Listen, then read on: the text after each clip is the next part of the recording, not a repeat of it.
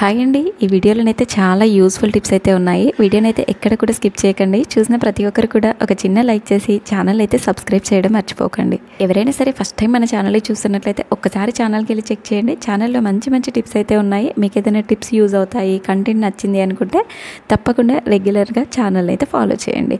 First tip అండి, నార్మల్గా మనం ఏదైనా పూజకి కానీ వ్రతాలకి కానీ తమలపాకులు అయితే తెచ్చుకుంటూ ఉంటాం కదా.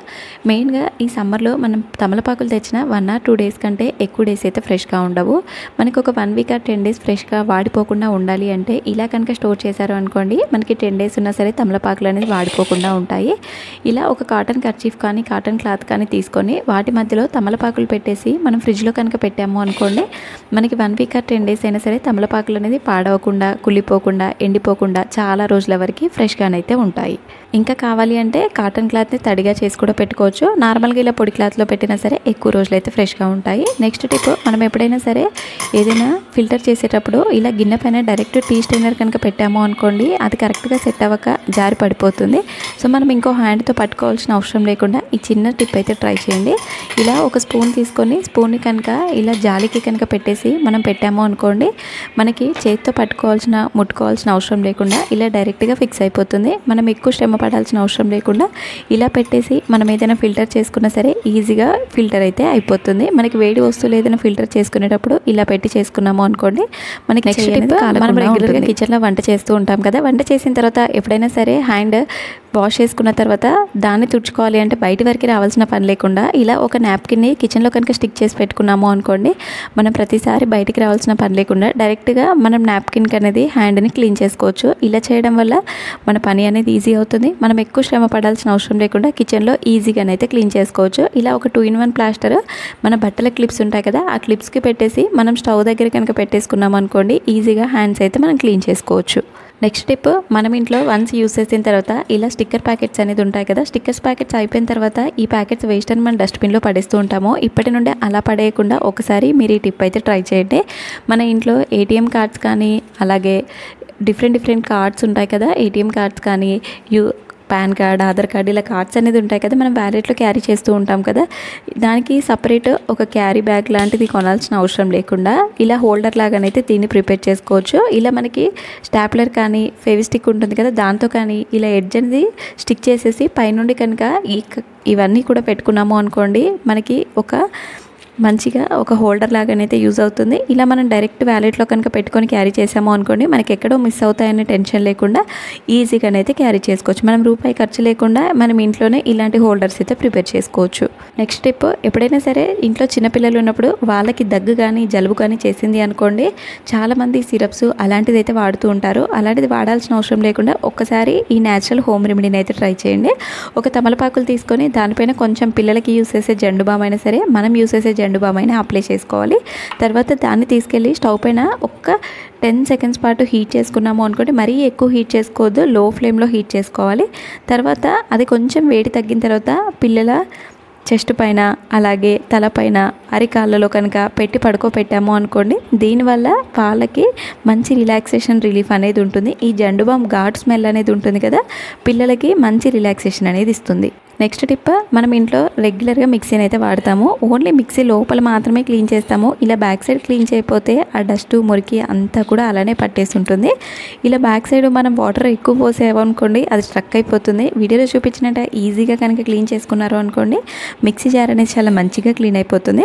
అందులో కొంచెం మనము ఇంట్లో యూస్ చేసే డిష్ వాషర్ లిక్విడ్ ఉంటుంది కదా, విమ్ లిక్విడ్ అనేది వేసుకోవాలి. అలాగే కొంచెం వెనిగర్ అనేది వేసుకొని ఒక 5 minutes పాటు అలానే వదిలేయాలి. ఒక 5 minutes తర్వాత మనం ఇంట్లో యూస్ అయిన టూత్ బ్రష్ ఉంటుంది కదా, ఆ టూత్ బ్రష్తో గట్టిగా రబ్ చేసి మనం కనుక క్లీన్ చేసాము అనుకోండి, అందులో ఉండే డస్ట్ మురికి చిన్న ఫుడ్ పార్టికల్స్ అలా ఏదైనా మిగిలిపోయినా సరే ఈజీగా వచ్చేస్తుంది. మనం నార్మల్గా స్క్రబ్బర్తో కానీ స్టీల్ స్క్రబ్బర్తో కానీ గ్రీన్ స్క్రబ్బర్తో కానీ క్లీన్ చేసాము అనుకోండి, డస్ట్ అనేది అందులోనే ఉంటుంది, అంత ఈజీగా రాదు. ఇలా టూత్ బ్రష్తో కనుక క్లీన్ చేసామనుకోండి ఈజీగా వచ్చేస్తుంది. మీకు వీడియోలో క్లియర్గా కనిపిస్తుంది కదా, అందులో ఉండే డస్ట్ మురికి అంతా కూడా ఈ లిక్విడ్ అనేది వేయడం వల్ల ఈజీగా బయటకు అనేది వచ్చేస్తుంది. తర్వాత ఒకసారి నార్మల్ వాటర్తో కనుక క్లీన్ చేసుకున్నాం అనుకోండి, మిక్సీ జార్ అనేది చాలా నీట్గా క్లీన్గా అయిపోతుంది. మనం స్క్రబ్బర్తో రుద్దాల్సిన పని లేకుండా జస్ట్ ఇలా విమ్ లిక్విడ్ అనేది వేసి 5 మినిట్స్ వదిలేసి తర్వాత టూత్ బ్రష్తో కనుక క్లీన్ చేసామనుకోండి మనకి మిక్సీ జార్ అనేది చాలా నీట్గా ఉంటుంది. ఇలా చేయడం వల్ల మనకి మిక్సీ జార్ బ్లేడ్స్ అనేది కూడా ఏం స్ట్రక్ అవ్వకుండా ఉంటాయి. అందులో ఉండే మురికి అంతా కూడా మనకి ఈజీగా వదిలిపోయి చాలా నీట్గానైతే ఉంటాయి. నెక్స్ట్ టిప్, మనం ఇంట్లో ఇలాంటి మ్యాచ్ బాక్సెస్ అయితే ఉంటాయి కదా, మనం వన్స్ ఏంటంటే ఆయిల్ చేతితో కానీ వాటర్ చేతులతో కానీ ముట్టుకున్నాము అనుకోండి మ్యాచ్ బాక్స్ అనేది అస్సలు మండదు. మనం మీకు ఇన్స్టాగ్రామ్లో యూట్యూబ్లో కూడా ఇది బాగా ట్రెండ్ అవుతుంది హ్యాక్. ఒకసారి నేను కూడా ట్రై చేద్దామని అయితే ట్రై చేశాను.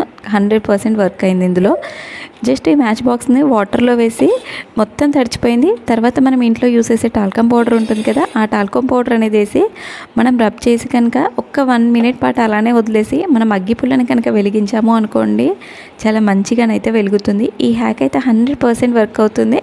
నేను కూడా ఇలా ఇన్స్టాగ్రామ్లో చూసే ట్రై చేశాను. ఈజీగానైతే వర్క్ అవుతుంది. మనకి ఎప్పుడైనా సరే తడి చేతులతో ముట్టుకున్నా అలాగే ఆయిల్ చేతులతో ముట్టుకున్నా కూడా ఇలా టాల్కమ్ పౌడర్ కనుక అప్లై చేసాము అనుకోండి వెంటనే మ్యాచ్ బాక్స్ అనేది డ్రై అయిపోతుంది. సో మ్యాచ్ బాక్స్ అనేది చాలా చక్కగా కొత్త దానిలాగానైతే వెలిగిపోతుంది. నెక్స్ట్ టిప్, చిన్నపిల్లల్లో దగ్గు అనేది ఎక్కువగా ఉంది అనుకోండి, కొంతమందికి సిరప్స్ కానీ ఏం హోమ్ రెమెడీ చేసినా కూడా రిజల్ట్ అనేది ఉండదు. అలాంటి వాళ్ళకైతే ఒకసారి ఈ రెమెడీ ట్రై చేయండి, చాలా మంచి రిజల్ట్ అనేది ఉంటుంది. ఒక 2-3 లవంగాలనే తీసుకోవాలి. తర్వాత ఒక స్పూన్లో కొంచెం నెయ్యిని తీసుకొని స్టవ్ పైన హీట్ చేసుకోవాలి.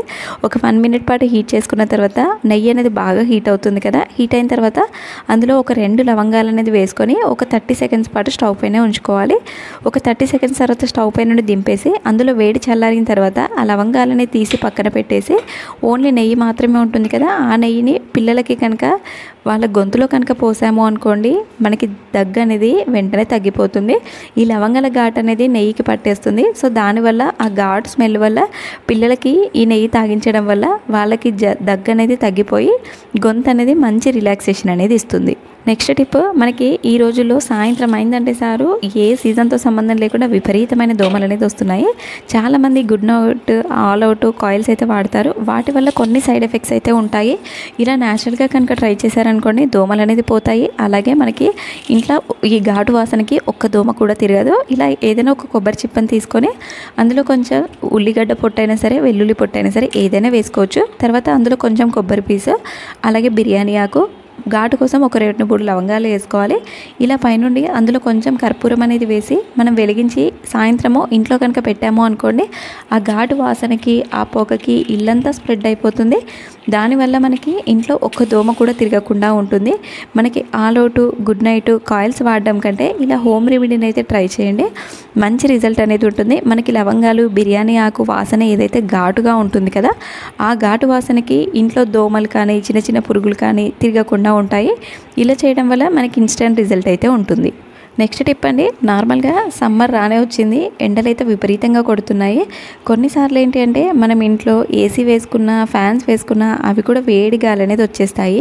మనం ఇంట్లోనే న్యాచురల్గా ఇలా కూలింగ్ కనుక చేసుకున్నాము అనుకోండి మనం ఫ్యాన్ కానీ ఏసీ కానీ ఏది అక్కర్లేదు, మనకి ఇల్లంతా కూడా మంచిగా కూల్ అయిపోతుంది.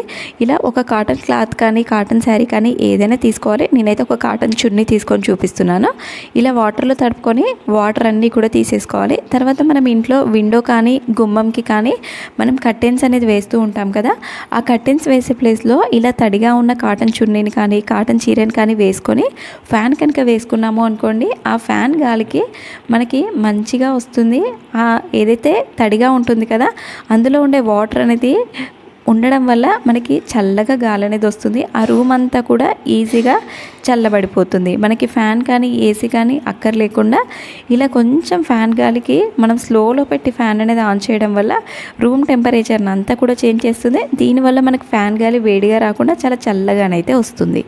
నెక్స్ట్ టిప్, మనం ఇంట్లో ఎప్పుడైనా సరే టీషర్ట్స్ ఫోల్డ్ చేయడం చాలా ఈజీ. ఇలా హస్బెండ్స్ వాళ్ళ షర్ట్స్ అనేది ఫోల్డ్ చేసుకోవడం కొంచెం టైం టేకింగ్ ప్రాసెస్. మనం ఫోల్డ్ చేసినా కూడా అంత నీట్గా ఫోల్డింగ్స్ అనేది రావు.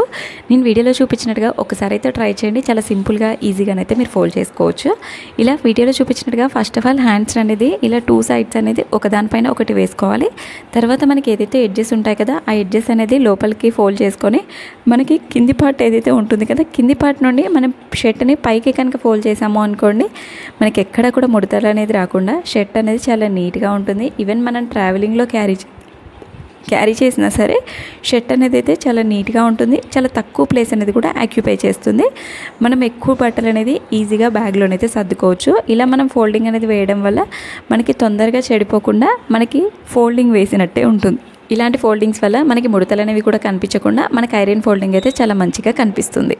నెక్స్ట్ టిప్ అండి, మనము ఎప్పుడైనా సరే ఇలాంటి కాటన్ కర్చీఫ్స్ ఉంటాయి కదా, మనం జర్నీలో గోల్డ్ కానీ ఏదైనా గోల్డ్ ఐటమ్స్ కానీ క్యారీ చేయాలి అంటే మనం వ్యాలెట్లో క్యారీ చేసామనుకోండి, ఇఫ్ ఇన్ కేస్ వ్యాలెట్ ఎక్కడ మిస్ అయితే మన గోల్డ్ అంతా కూడా మిస్ అయిపోతుంది.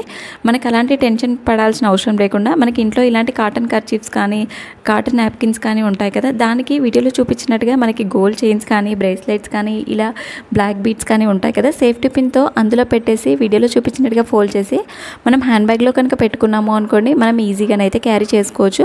మనం ఎక్కడో పడిపోతుందన్న టెన్షన్ లేకుండా మనం కర్చీఫ్ అనేది బ్యాగ్లో సేఫ్టీగా పెట్టుకున్నాము అనుకోండి, ఎప్పుడైనా సరే మనం క్యారీ అవుతుంది. కానీ ఏదైనా అకేషన్స్కి కానీ వెళ్ళేటప్పుడు బయటికి వెళ్ళేటప్పుడు కంపల్సరీ ఇలా కర్చీఫ్ని అయితే క్యారీ చేస్తూ ఉంటాం కదా.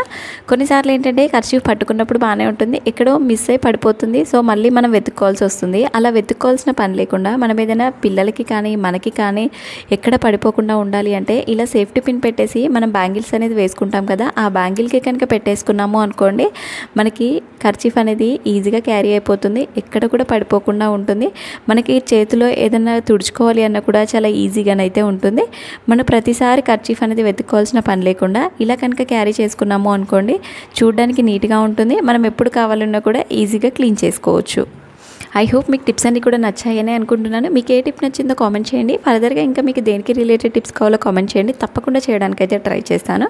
నెక్స్ట్ టిప్ అండి, మనమైతే రెగ్యులర్గా వాషింగ్ మిషన్ అయితే వాడుతూ ఉంటాం కదా, మనం వాషింగ్ మిషన్లో డిఫరెంట్ బట్టలన్నీ కూడా వేస్తుంటాం, అంటే పిల్లలవి కానీ మనవి కానీ. ఎప్పుడైనా సరే ఇలా బ్లౌజెస్ కనుక వేసాము అనుకోండి, ఈ బటన్స్ వల్ల ఆ ఎడ్జెస్కి అనేది తగిలి అందులో ఉండే బేరింగ్స్ అనేది పోతాయి, అలాగే సౌండ్ కూడా వస్తుంది, బ్లౌజ్ అనేది పాడైపోతుంది, మిషన్ అనేది కూడా పాడైపోతుంది.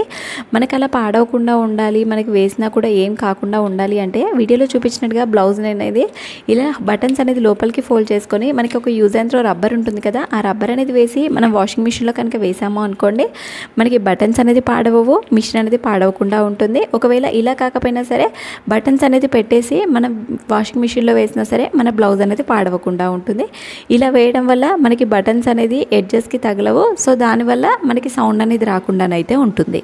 నెక్స్ట్ టిప్ అండి, నార్మల్గా మనం ఎప్పుడైనా సరే ఇలా బనానాని అయితే తెచ్చుకుంటూ ఉంటాం కదా, తెచ్చుకున్నప్పుడు అవి నల్ల మచ్చలు పడకుండా తొందరగా పండ్లు పండకుండా ఒక 1 వీక్ వరకు అయినా సరే ఫ్రెష్గా ఉండాలి అంటే ఇలా స్టోర్ చేసుకున్నాము అనుకోండి, నల్ల మచ్చలు అలాంటివి అయితే రాకుండా ఉంటాయి. ఇలా బనానాని తీసుకొని ఫస్ట్ ఆఫ్ ఆల్ ఏంటి అంటే మనకి ఇప్పుడు ఏదైతే తొడిమె భాగం ఉంటుంది కదా, ఆ తొడిమె భాగంలో గాలి తగలకుండా ఒక టిష్యూ పేపర్ అనేది తీసుకొని టిష్యూ పేపర్ పైన ఇలా use and throw rubber band అనేది వేసుకోవాలి. తర్వాత దీన్ని న్యూస్ పేపర్లో చుట్టి మనం కవర్లో కనుక పెట్టాము అనుకోండి, మనకి 1 వీక్ 10 డేస్ ఉన్నా సరే బనానా అనేది పండ్లు పండకుండా నల్ల మచ్చలు పడకుండానైతే ఉంటాయి. ఇలాంటి మంచి టిప్స్ అయితే మన ఛానల్లో చాలా ఉన్నాయి. ఎవరైనా ఫస్ట్ టైం మన ఛానల్ని చూస్తున్నట్లయితే ఛానల్కి వెళ్ళి చెక్ చేయండి. ఇలాంటి యూస్ఫుల్ టిప్స్ అయితే మీకు ఏదైనా టిప్స్ నచ్చితే మీ ఫ్రెండ్స్ అండ్ ఫ్యామిలీ మెంబర్స్కి కూడా షేర్ చేయండి. ఇలాంటి మంచి టిప్స్ అనేది వాళ్ళు కూడా యూస్ చేసుకుంటారు. యూట్యూబ్తో పాటు ఇన్స్టాగ్రామ్లో కూడా మన ఛానల్ని అయితే ఫాలో చేయండి. అక్కడ కూడా మీకు మంచి టిప్స్ అయితే షేర్ చేస్తూ ఉంటాను. మీకు రెగ్యులర్గా నా ఛానల్ని కనుక ఫాలో అయ్యారు అనుకోండి, మంచి టిప్స్ అయితే యూజ్ అవుతాయి. ఐ హోప్ మీకు టిప్స్ అన్నీ కూడా నచ్చాయని అనుకుంటున్నాను. మీకు ఏ టిప్ నచ్చిందో కామెంట్ చేయడం మాత్రం మర్చిపోకండి. చూసిన ప్రతి ఒక్కరు కూడా లైక్ చేయడం అయితే మర్చిపోకండి.